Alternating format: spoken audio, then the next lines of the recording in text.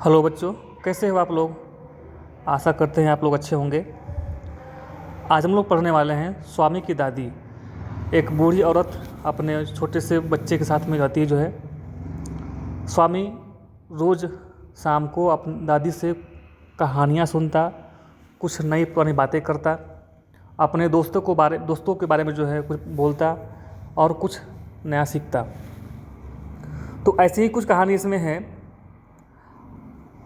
वहाँ पे स्वामी के कुछ दोस्त होते हैं, तो उस अपने दोस्त के बारे में आज दादी को अपने दोस्तों के बारे में कुछ कहानियाँ बता रहा है जो है।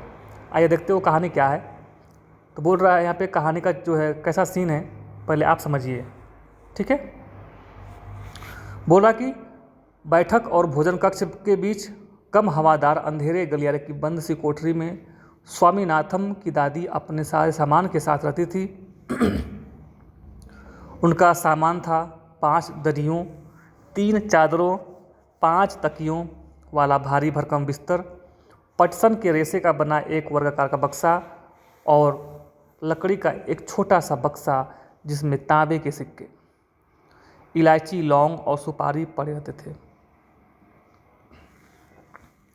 रात को भोजन के बाद स्वामीनाथम दादी के पास उसकी गोद में सिर रखे लौंग इलायची की गंध भरे वातावरण में अपने को बहुत प्रसन्न और सुरक्षित महसूस कर रहा था। बड़ी प्रसन्नता से भरकर वह बोला, ओह दादी, तुम नहीं जानती। बच्चे कैसे बोलते हैं, ऐसे बोलते ना, ओह दादी तुम नहीं जानती राजम कितनी ऊंची चीज़ है। उसने दादी को राजम और मणि की पहले दुश्मनी और फिर दोस्ती की कहानी कह सुनाई। तुम्हें पता है उसके पास सचमुच की पुलिस की वर्दी है। स्वामीनाथन बोला, सच? उसे पुलिस की वर्दी क्यों चाहिए? दादी ने पूछा। तो फिर वो बोलता है, उसके पिता पुलिस अधीक्षक हैं, वह यहाँ की पुलिस के सबसे बड़े अफसर हैं। दादी काफ़ी प्रभावित थी इस बात से जो है। उनका सच में काफ़ी बड़ा दफ्तर होगा, उन्होंने कहा।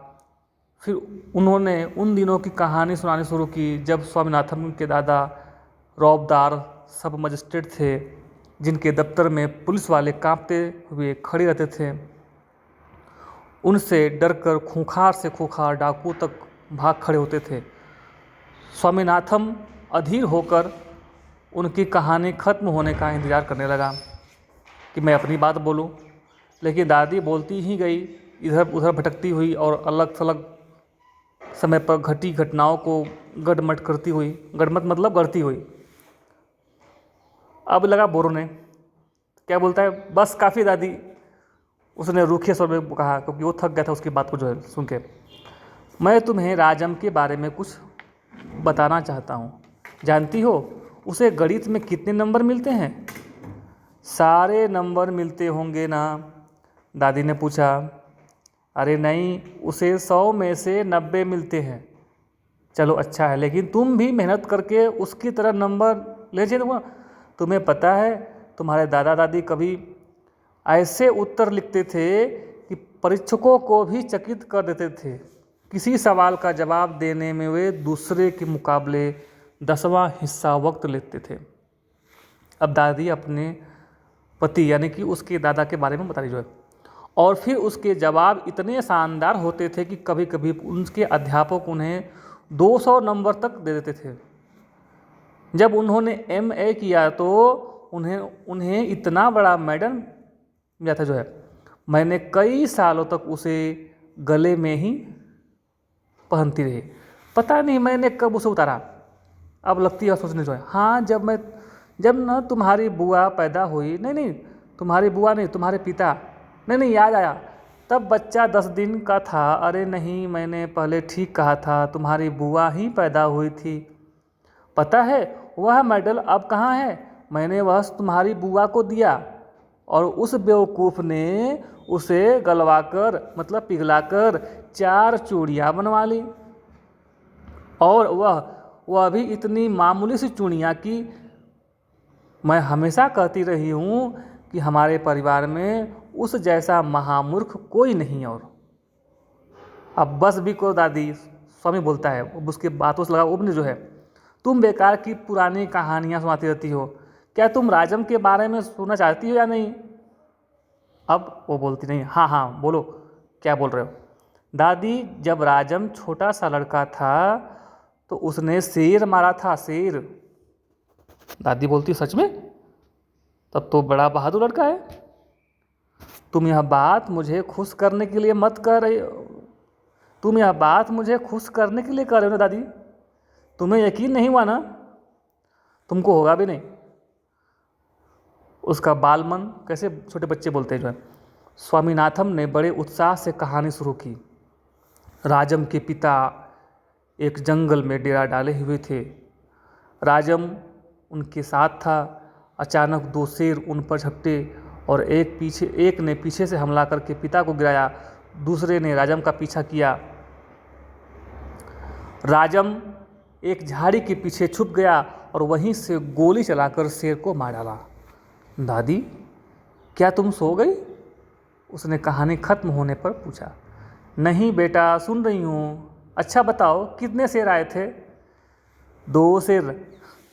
कौन पूछता है? स्वामी पूछता है, दादी सो रही है उसको चेक करने के लिए। अच्छा बताओ, कितने शेर आए थे? तो बोलती 2 शेर।